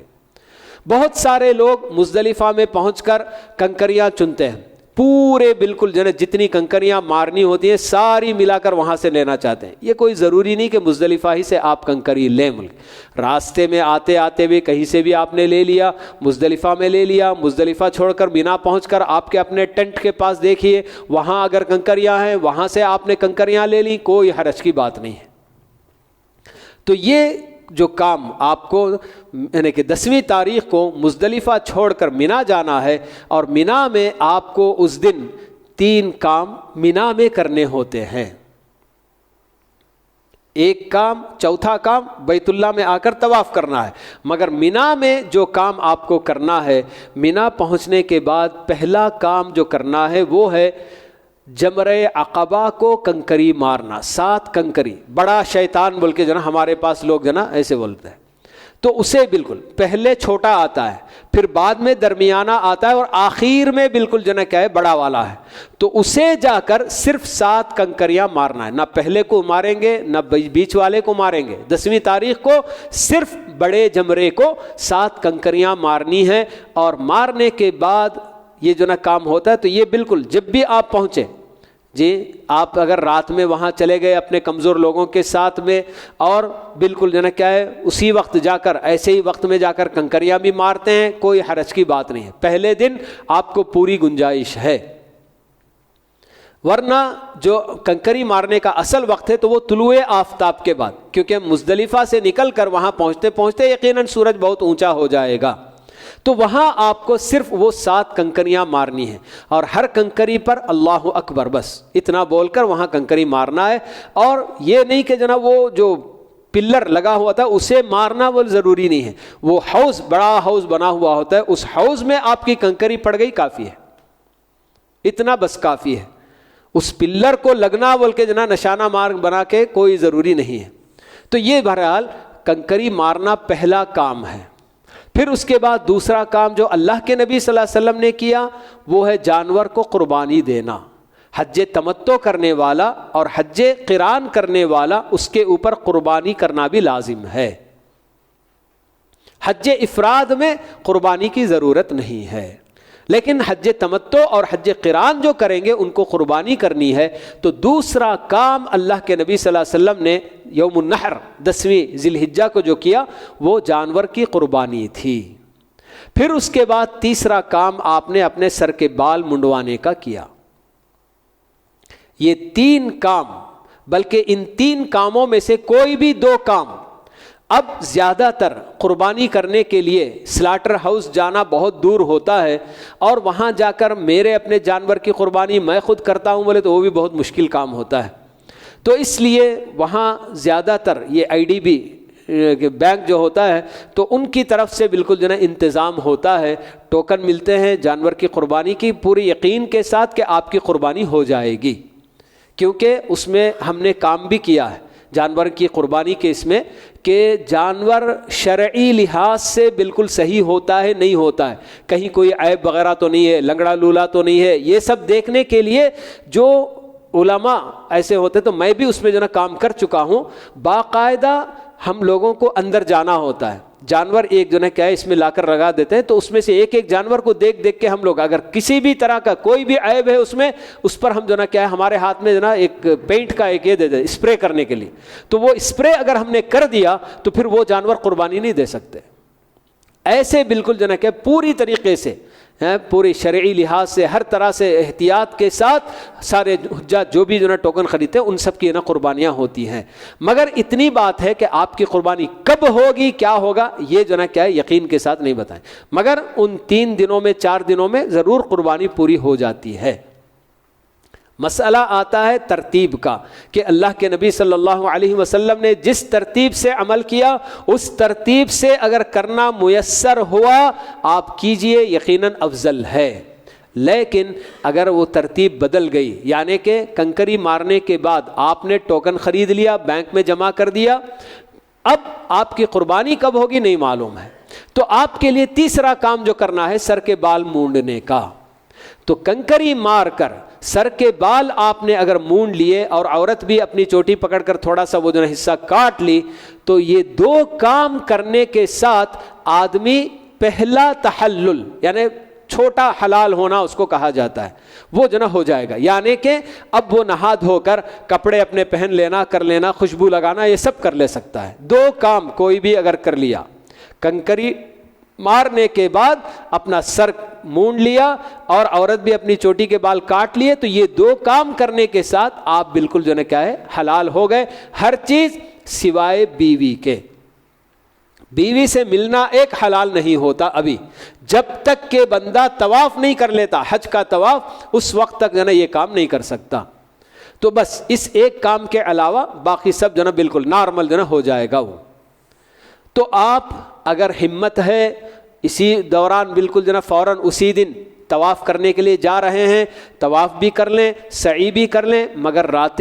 واپس لوٹنا ہوگا مینا کو، کیونکہ رات مینا میں گزارنی ہے. اگر آپ میں ہمت نہیں ہے کہ بھائی بہت تھک گئے ہیں چلو آج نہیں کرتے ہیں طواف، دوسرے دن جا کر طواف کرتے ہیں، 11ویں دن جا کر ہم طواف کریں گے، جا سکتے ہیں. 11ویں دن نہیں 12ویں دن جا کر کرنا چاہتے ہیں کر سکتے ہیں، کوئی حرج کی بات نہیں ہے. تو یہ بہرحال یعنی کہ جو کام 10ویں تاریخ کو کرنے کے ہیں وہ 4 کام ہیں. پہلے کنکری مارنا، پھر جانور کی قربانی کرنا، تیسرا کام بال مونڈنا، اور چوتھا کام طواف افاضہ. حج کا طواف اسی کو کہا جاتا ہے جو کہ اہم رکن ہے، کہ جب تک وہ طواف نہیں ہوتا حج بھی نہ پورا نہیں ہوتا. جب طواف کریں گے، میں نے آپ کو شروع میں بتایا تھا کہ جو مفرد حج افراد کرنے والا اگر مکہ پہنچ کر طواف قدوم کر لینے کے بعد حج کی سعی کے نام پر اگر وہ پہلے ہی سعی کر چکا ہے، اب وہ صرف طواف کرے گا، طواف افاضہ سعی کرنے کی ضرورت نہیں. لیکن حج قران اور حج تمتع کرنے والے انہوں نے جو سعی کی وہ ان کے عمرے کی سعی تھی، اور اب ان کو طواف کرنے کے بعد حج کی سعی الگ سے کرنی ہوگی. تو طواف کے ساتھ سعی بھی کر کے اس کے بعد ان کو واپس لوٹنا ہوگا. تو یہ 10ویں تاریخ کو کیا جانے والا عمل ہے. پہلا کام کنکری مارنا، صرف ایک جمرے کو 7 کنکری، پھر اس کے بعد قربانی کرنا، تیسرا کام بال نکالنا، اور چوتھا کام طواف اور سعی کرنا بول کے. لیکن جب آپ 2 کام کوئی بھی کر دیے تو اس کے بعد آپ کو پوری طریقے سے جو ہے کیا ہے احرام کی پابندیاں ختم ہو جائیں گی. آپ نہا دھو کر اپنے لباس پہن لیں گے, خوشبو لگانا چاہے لگا لیں, سب کر سکتے ہیں, کوئی حرج کی بات نہیں. بلکہ اپنے کپڑے پہن کے خوشبو لگا کے آپ طواف کے لیے جاتے ہیں, بلکہ اللہ کے نبی صلی اللہ علیہ وسلم نے ایسے ہی کیا تھا. حضرت عائشہ رضی اللہ عنہا بتاتی ہیں کہ آپ یہ 3 کام جب کر لیے مینا میں تو اس کے بعد آپ نے غسل کیا. تو عائشہ خود کہتی ہیں کہ میں نے اللہ کے نبی صلی اللہ علیہ وسلم کو خوشبو وغیرہ بھی لگایا تھا. اس کے بعد آپ طواف کرنے کے لیے گئے تھے ان کے. تو یہ بہرحال حج یہاں جو ہے کیا ہے 10ویں تاریخ اس کی جو ہے مکمل ہو جاتی ہے. 10ویں تاریخ کو یہ 4 کام ہم کو کرنے ہوتے ہیں. اگر ہم نے جیسے میں نے بتایا کہ اگر زیادہ تھکن ہے, کرنے سے جو نا قاصر ہیں, تو آپ طواف وغیرہ دوسرے دن بھی کر سکتے ہیں, کوئی حرج کی بات نہیں ہے. 11ویں تاریخ کو اور 12ویں تاریخ کو 2 دن مینا میں ہم کو بس قیام کرنا ہے. اور اس دن جو کام کرنے ہیں وہ صرف 3 جمرات کو کنکری مارنے کے. 10ویں تاریخ کو تو صرف 1 جمرہ جو بڑا ہے اس کو مارنا تھا, 7 کنکری. اس کے بعد 11 اور 12 کو 3 جمرات کو کنکری مارنا ہے. پہلے شروع کریں گے چھوٹے سے, چھوٹے کو 7 کنکری ماریں گے. اور یہ جو وقت شروع ہوتا ہے زوال کے بعد شروع ہوتا ہے. 11ویں اور 12ویں تاریخ کو جو کنکری مارنی ہے وہ طلوع آفتاب کے بعد نہیں بلکہ زوال کے بعد, زوال ہونے کے بعد اس کا وقت شروع ہوتا ہے. تو اس کے بعد جا کر آپ کو کنکری مارنا ہے. تو یہ پہلا جو کام ہوگا, شروع چھوٹے جمرہ سے, چھوٹے جمرے کو 7 کنکریاں مار دیں گے. اس کے بعد تھوڑا سا آگے بڑھ کر اللہ کے نبی صلی اللہ علیہ وسلم کی سنت تھی کہ آپ نے تھوڑی دیر دعا کی تھی, دعا کر کے پھر آگے بڑھیں گے. درمیانے جمرے کو 7 کنکریاں مارنی ہیں اور وہاں بھی تھوڑا سا آگے ہٹ کر جو ہے کہ دعا کرنا ہے. پھر اس کے بعد تیسرا بڑا جمرہ آتا ہے تو اس جمرے کو 7 کنکریاں مارنی ہے. پھر اس کے بعد وہاں دعا جو نا نہیں کی گئی. 2 جمرے کے پاس چھوٹے اور درمیانی جمرے کو کنکری مارنے کے بعد جی آپ کو موقع مل رہا ہے, بھیڑ بھاڑ نہیں ہے, جو ایسی اس میں جو ہے دھکم پیل ہو رہی ہے تو نکل جائیں, کوئی حرج کی بات نہیں ہے. اگر آپ کو آسانی کے ساتھ اس سنت پر عمل کرنے کا موقع ملتا ہے تو آپ کیجئے دعا کرنے کا. ٹھیک, تو یہ جو ہے کیا ہے 11 اور 12 یہ دونوں دن بس یہی جو ہے دونوں کام کرنے ہوں. بس 3 جمرات کو کنکری مارنا ہے, بس ہر ایک کو 7 کنکری مارنی ہے. میں نے کہا آپ سے کہ کنکری کسی خاص جگہ سے اٹھانی نہیں ہوتی ہے, جہاں بھی آپ کو کنکریاں مل گئی وہاں سے آپ لے سکتے ہیں, کوئی حرج کی بات نہیں ہے. اب 12 تاریخ کو آپ کنکری مار دینے کے بعد آپ کو اللہ تعالیٰ اختیار دیتے ہیں کہ اسی دن سے آپ اپنا حج ختم کر لینا چاہیں ختم کر لے سکتے ہیں. یعنی کہ 12 ہی کو کنکری مار کر آپ مینا چھوڑ کر نکل جانا چاہتے ہیں نکل سکتے ہیں. یا آپ اگر 13ویں تاریخ کو بھی, جیسے کہ اللہ کے نبی صلی اللہ علیہ وسلم 13ویں تاریخ کو بھی مینا میں قیام کیے تھے, اس پر عمل کرتے ہوئے اگر آپ 13 کو بھی مینا میں قیام کر کے کنکریاں مار کر زوال کے بعد نکلنا چاہتے ہیں تو بھی نکل سکتے ہیں. یہ دونوں آپ کو جو ہے کیا ہے بالکل جو ہے کیا آپ کے لیے آپشن ہے. 12 ہی کو کنکری مار کر بھی نکل سکتے ہیں یا پھر 13 بھی وہاں قیام کر کے کنکری مار کر نکل سکتے ہیں. لیکن جو 12 کو نکلنا چاہتا ہے وہ غروب ہونے سے پہلے, سورج غروب ہونے سے پہلے پہلے مینا چھوڑ دینا. آپ نکلنے کے ارادے سے نکل گئے, گاڑی میں بیٹھ گئے, سارا ساز و سامان سب لے لیا, سب ہو گیا, اور نکلتے نکلتے اگر سورج غروب بھی ہو گیا کوئی حرج کی بات نہیں, کیونکہ آپ نکل چکے تھے. لیکن ٹریفک وغیرہ میں ایسے پھنس گئے کہ جس کی وجہ سے آپ کی گاڑی سورج غروب ہونے تک بھی مینا ہی میں رہ گئی, تب کوئی حرج کی بات نہیں. لیکن آپ ایسے ہی بالکل جو نا کیا ارادہ کیے بغیر وہیں رہے, سورج غروب ہونے کے بعد اگر ارادہ کرتے ہیں کہ نہیں میں نکل جاتا ہوں 12 ہی کو ختم کرتا ہوں, نہیں کر سکتے. آپ کو 12 کو ختم کرنا ہو تو سورج غروب ہونے سے پہلے پہلے نکل کے وہاں سے جو نا نکلنے کا ارادہ کر کے نکل جانا چاہیے. راستے میں اگر سورج غروب ہو گیا تو کوئی حرج کی بات نہیں ہے. اب آخری کام جو باقی رہ جاتا ہے تو وہ ہے طواف وداع. اب یہاں طواف میں خاص کر مرد حضرات کے لیے تو کوئی مسئلہ نہیں کہ وہ لوگ جو نا کیا ہے جب بھی چاہے طواف کر لے سکتے ہیں. لیکن خواتین اگر طواف افاضہ حج کا جو اہم طواف ہے اسے کرنے سے پہلے اگر ان کی ماہواری شروع ہو گئی تو پھر ایسی صورت میں ان کو انتظار کرنا ہے. اگر انتظار کر سکتی ہیں وہیں مکے میں اور بہت سارا دن رہنا ہے، تب تک انشاءاللہ پاک ہو جائیں گی، بعد میں جا کر طواف کریں گی تو ویسے ہی کرنا ہوگا۔ ایک صورت جب کہ عورت کے لیے انتہائی مجبوری، کیا مجبوری ہے کہ اس کی اپنی فلائٹ بالکل جو ہے کیا ہے، ابھی اس کی جو ہے ماہواری شروع ہوئی اور ابھی جو ہے طواف افاضہ نہیں ہوا اور جو ہے کہ 2 دن کے بعد فلائٹ ہے۔ اگر عورت کو یہ معلوم ہے کہ یہ آنے والے دن میرے اپنے پیریڈز کے آ رہے ہیں تو میں اسے روکنے کے لیے کوئی گولی وغیرہ کھا کر روک لیتی ہوں تاکہ طواف افاضہ مجھے نصیب ہو جائے اور اس پر کوئی سائیڈ ایفیکٹ وغیرہ بھی نہیں ہوتے ہیں تو اس کا استعمال کر سکتی ہے، کوئی حرج کی بات نہیں ہے۔ لیکن اگر کوئی دوائی وغیرہ لینے کی وجہ سے دوسرے بہت سارے نقصانات ہونے کا ڈر ہے تو دوائی نہیں لے گی، ٹھیک ہے۔ اب اگر اس کے لیے یہ جو نا کہ صورت پیدا ہو گئی، ماہواری اس کی شروع ہو گئی اور اس کی فلائٹ 2-4 دنوں میں ہے، اب اس کے لیے گنجائش بھی نہیں ہے کہ وہ انتظار کر سکتی ہے، یا اس کے شوہر یا اس کے جو بھی جو نا ساتھ میں اس کے محرم جو گئے ہوئے ہیں وہ وہاں رہ بھی نہیں سکتے ہیں، تو ایسی صورت میں وہ عورت اسی حالت میں پیڈ وغیرہ لگا کر اسی ناپاکی کی حالت میں ہی طواف کر کے نکل سکتی ہے۔ یہ جو نا انتہائی مجبوری کی حالت میں شیخ الاسلام ابن تیمیہ رحمہ اللہ اور اسی طرح سے اور بھی بہت سارے علماء اور خاص کر شیخ صالح العثیمین وغیرہ یہ سب جو نا یہی فتویٰ دیتے ہیں کہ یہ آخری مجبوری کی صورت،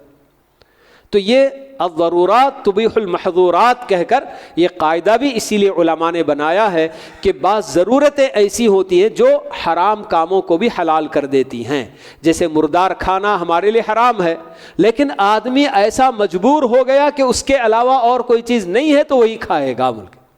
تو ویسے ہی بالکل یہ بھی جو ہے کیا ہے آخری صورت بتا رہے ہیں کہ اگر کوئی گنجائش نہیں ہے، ورنہ اگر ابھی اس کے پاس وقت ہے یا اس کا اپنا شوہر وغیرہ وہیں کہیں کام کرنے والا سعودیہ وغیرہ میں ہی ہے تو وہ اپنے شوہر کے ساتھ چلی جائے، دمام میں ہے، جدہ میں ہے، ریاض میں ہے، کہیں بھی ہے، جائے اور جب پاک ہو جائے گی تو پھر واپس آ کے اس کو طواف کرنا ہے۔ لیکن جو دوسرے اور ممالک سے آتے ہیں، انڈیا سے، پاکستان سے، انگلینڈ سے، ادھر سے ادھر سے، وہ اگر چلے جائیں گے تو پھر واپس آنا ان کے لیے مشکل ہے، تو ایسی عورتوں کے لیے یہ جو نا گنجائش رکھی گئی کہ ہاں اسی حالت میں وہ طواف بھی کر لے سکتی ہیں۔ تو یہ بالکل جو نا کیا ہے جب طواف افاضہ کر لیا گیا تو اس کے بعد باقی جو رہ جاتا ہے طواف وداع، آخری کام مکہ چھوڑنے سے پہلے ہم کو جو ہے کیا ہے ہمارا اپنا آخری کام طواف کرنے کا، بیت اللہ کا طواف کرنا ہے، اور وہ بھی مرد حضرات کے لیے۔ اگر عورتیں اس حالت میں ان کا طواف افاضہ تو صحیح ہو گیا مگر طواف وداع سے پہلے اگر ان کو ماہواری شروع ہو گئی تو طواف وداع کے لیے ان کو انتظار کرنے کی کوئی ضرورت نہیں، بغیر طواف کے ویسے ہی نکل سکتی ہیں۔ وہاں مجبوری بول کے جناب جا کے طواف بھی نہیں کرنا ہے، طواف وداع کرنے کے لیے حالت حیض میں کوئی عورت جناب بیت اللہ میں داخل نہیں ہوگی، صرف طواف افاضہ، طواف حج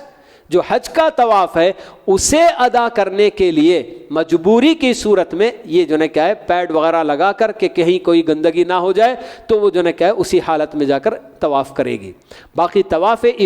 وداع کے لیے عورت کو بیت اللہ میں جانے کی اجازت نہیں ہے، بغیر طواف کے ویسے ہی نکل سکتی ہے، کیونکہ اللہ کے نبی صلی اللہ علیہ وسلم کے زمانے میں ویسے غالباً صفیہ رضی اللہ عنہا ہیں جو طواف افاضہ وغیرہ حج ہونے کے بعد حائضہ ہو گئیں۔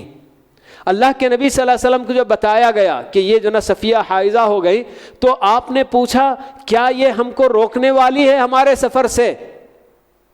آپ یہ سمجھے کہ شاید انہوں نے طواف افاضہ بھی نہیں کیا تھا ابھی ملک، لیکن جب آپ کو بتایا گیا کہ نہیں اللہ کے نبی انہوں نے طواف افاضہ کر لیا ہے تو آپ نے کہا تب تو پھر نکلو، کوئی حرج کی بات نہیں بلکہ۔ تو اس طرح سے یہ جو نا کیا ہے مکمل ہمارے اپنے لیے جو نا اللہ کے نبی صلی اللہ علیہ وسلم کا یہ حج کا طریقہ تھا جو میں نے آپ لوگوں کے سامنے مختصراً بیان کیا ہے۔ کسی بھی طرح کا شک ہوتا ہے، کوئی بھی جو نا ڈاؤٹ، کوئی بھی چیز تو آپ لوگ یا تو نمبرات یہاں کے علماء کے اپنے پاس رکھیے، یا پھر وہاں بھی جیسے کہ آپ کو بتایا گیا کہ ہر جگہ الحمدللہ وہاں کیبنس بنے ہوئے ہوتے ہیں جہاں مختلف زبانیں، اردو ہو، انگلش ہو، تمل ہو، ایسے جو نا کیا ہے مختلف زبان جاننے والے کچھ ہے نا کیا ہے علماء بھی وہاں پر ضرور موجود ہوتے ہیں۔ اصل وہاں کے سعودی علماء ہوتے ہیں جو فتویٰ دیتے ہیں اور اس کا ٹرانسلیشن یہ لوگ کر کے آپ کو بتاتے ہیں، تو ایسے لوگوں کی بھی جو نا مدد لی جا سکتی ہے۔ فَاسْأَلُوا أَهْلَ الذِّكْرِ إِن كُنتُمْ لَا تَعْلَمُونَ، اللہ تعالیٰ نے اسی لیے کہا کہ اگر آپ کو کوئی چیز نہیں معلوم ہوتی ہے تو جو جاننے والے ہیں ان سے جانکاری حاصل کر لو، ان سے پوچھ لو۔ تو اس لیے یہ عبادت بڑی عظیم عبادت ہے، اور جو نا کیا زندگی میں ایک مرتبہ بہت سوں کو نصیب ہوتی ہے، تو پوری کوشش ہونی چاہیے کہ اللہ کے نبی صلی اللہ علیہ وسلم کی عین سنت کے مطابق ہر کام میں انجام دے سکوں۔ بس وہ 10ویں تاریخ کو جو 4 کام کرنے ہیں اس میں اگر ترتیب آگے پیچھے ہو جاتی ہے، اللہ کے نبی صلی اللہ علیہ وسلم کے ساتھ حج کرتے ہوئے کئی صحابہ آئے، آ کر بتایا اللہ کے نبی میں کنکری مارنے سے پہلے سر کے بال مونڈ لیا، کسی نے کہا کہ اللہ کے نبی میں پہلے جو ہے کیا قربانی کر دیا، اور آ کے ابھی جو ہے یہ کر رہا ہوں۔ آپ نے اس دن کہہ دیا کہ افعل ولا حرج، کرو بھائی کوئی حرج نہیں، کر لو ایسے آپ نے بتا دیا۔ تو اس لیے ترتیب سے اگر کرتے ہیں یقیناً افضل ہے، لیکن اگر ترتیب چوک جاتی ہے تب بھی کوئی حرج کی بات نہیں ہے، بالکل جنا کیا عمل صحیح ہو جائے گا باذن اللہ۔ تو یہ کچھ باتیں تھیں جو آپ لوگوں کے سامنے میں نے رکھی۔ اللہ تعالیٰ سے دعا ہے کہ اللہ رب العالمین جتنے بھی ہمارے اپنے حجاج مرد اور خواتین ہیں، اللہ تعالیٰ ان سب کو اپنی حفاظت میں، اپنے امان میں لے جائے، اور اللہ تعالیٰ ان سب کی صحت و عافیت اللہ تعالیٰ ان کو جنا نصیب کرے کہ پوری تندرستی کے ساتھ وہ لوگ جنا اپنا یہ فریضہ ادا کر سکیں، اور اسی تندرستی کے ساتھ اپنے اہل و عیال میں واپس لوٹیں۔ تو جانے سے پہلے برابر ہر کسی کو یہ سب جانتے ہی ہیں کہ ہمارے اپنے جو بھی ڈپینڈنٹ ہمارے اپنے ہوتے ہیں، کہ ہمارے اپنے بال بچے وغیرہ، ان لوگوں کے لیے جو بھی انتظامات وغیرہ کرنے ہیں یہ سب کر کے جو نا ہم کو جانا ہوتا ہے، اور اسی طرح سے دوسروں کی امانتیں وغیرہ ہمارے اپنے پاس ہوتی ہیں تو ان سب کو لوٹا کر جانا ہے۔ جی جو بھی امانتیں یا میرے اپنے اوپر کسی کے حقوق ہیں تو ان حقوق کو بھی ادا کر کے جو نا واپس جانے کی جو نا ہم کو کوشش کرنی ہے۔ ایسا نہیں کہ ہمارے اوپر بہت ساروں کے قرضے باقی ہیں سب ہے اور ہم جو نا کہ حج کو جو نا نکل رہے ہیں، تو بہت سارے لوگ ہمارے پاس امانتیں رکھتے ہیں تو ان امانتوں کو بھی واپس کر دینا ہے، اور جو ہمارے اوپر حقوق ہیں دوسروں کے تو ان حقوق کو بھی ادا کر کے جانا ہے۔ تو یہ سب کام بہرحال ہم کو خیال کرنا ہے۔ تو انشاءاللہ اللہ تعالیٰ سے دعا ہے کہ اللہ تعالیٰ سب کی جو ہے کیا ہے اس عبادت کو بالکل حج مبرور اللہ تعالیٰ سب کو نصیب فرمائے۔ اور جیسے کہ اللہ کے نبی صلی اللہ علیہ وسلم نے بتایا کہ جو بندہ حج کرتا ہے اور اپنے حج کے اندر پوری حفاظت کرتا ہے اپنے اعضاء کی، اپنے آنکھوں کی، کانوں کی، زبان کی، ہر طرح سے کسی کو کوئی تکلیف نہیں دیتا یہ سب، تو وہ واپس جب لوٹتا ہے تو بالکل اس طرح سے لوٹتا ہے جیسے کہ اس کی ماں نے اس کو جنا، گناہوں سے بالکل پاک ہو کر۔ تو یہی دعا کریں کہ اللہ تعالیٰ بالکل جنا ہمارا اپنا حج قبول کرے، اور آپ سب سے درخواست بھی ہوگی کہ آپ لوگ جب حج کو جا رہے ہیں تو ہمارے اپنے حق میں بھی جنا دعا فرمائے، اور اسی طرح سے بہت سارے مسلمان جو اس عبادت کی شوق میں جی رہے ہیں اللہ تعالیٰ ان کے لیے بھی آسانیاں پیدا کرے۔ یہ سب چیزیں ہیں انشاءاللہ۔ تو اسی پر میں اپنی باتیں ختم کرتا ہوں۔ وصلی اللہ وسلم علی نبینا محمد وعلی آلہ واصحابہ اجمعین۔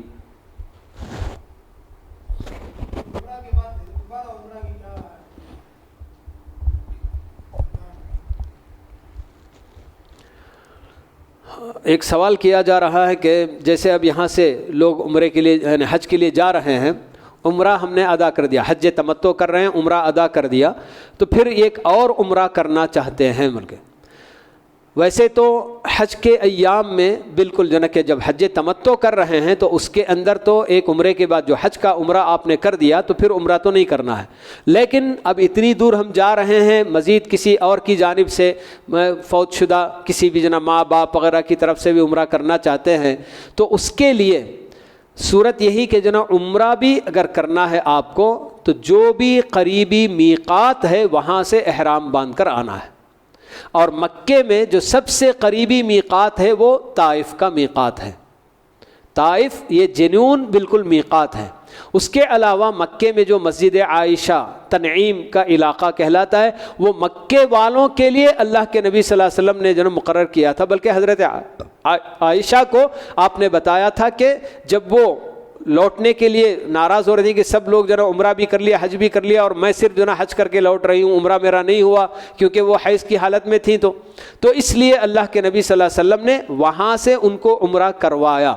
مگر یاد رہے دیکھیں کہ انہوں نے صرف عائشہ سے کہا کہ وہاں سے احرام باندھ کے آؤ, جبکہ عائشہ کے بھائی عبد الرحمن بن ابو بکر بھی گئے, ان کو آپ نے نہیں بتایا کہ دونوں احرام باندھ کر آؤ. تو وہ ایک مجبوری جیسے کہ حضرت عائشہ کو حاصل تھی, ویسی مجبور عورتیں ہیں, ان کے لیے وہاں سے احرام باندھ کر آنے کی اجازت ہو سکتی ہے, ہر کسی کو جو نا اس کی اجازت نہیں ہو سکتی. تو اس لیے عمرہ اگر کرنا ہے تو جو بھی میقات ہے اس میقات سے آپ کو احرام باندھ کے آنا ہے. ایک بات یہ بھی میں نے آپ کو شاید بتانا بھول گیا تھا میں, کہ یہاں سے بھی ہم جو جا رہے ہیں میقات کراس کر کے اگر چلے گئے اور ابھی جو نا ہم نے جو نا کہ نیت نہیں کی, اگر ہم لوٹ کر آ سکتے ہیں, کیونکہ بغیر نیت کیے میقات کراس نہیں کر سکتے. اگر ہم ایسے ہی چلے گئے اور یہ سوچ کر کہ چلو جدہ میں جا کر ہم جو نا احرام باندھ لیں گے, وہاں سے نیت کر لیں گے, تو ایسی صورت میں دم دینا لازم آئے گا. یا تو آپ اپنے میقات کی طرف لوٹیے اور وہاں سے پھر سے احرام نیت کر کے آئیے.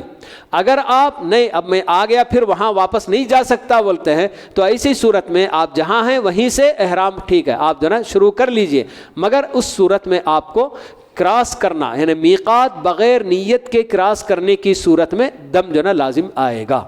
اور وہ ایک بکری جسے جو نا آپ کو جو نا کیا کرنا ہے وہیں مکے میں ذبح کر کے مکے کے فقراء میں تقسیم کرنا ہے, خود اس میں سے کچھ بھی نہیں کھانا. جو بھی دم ہوتا ہے کسی صورت میں دم اگر لازم آتا ہے تو اس وقت نے یہ کام کرنا ہو.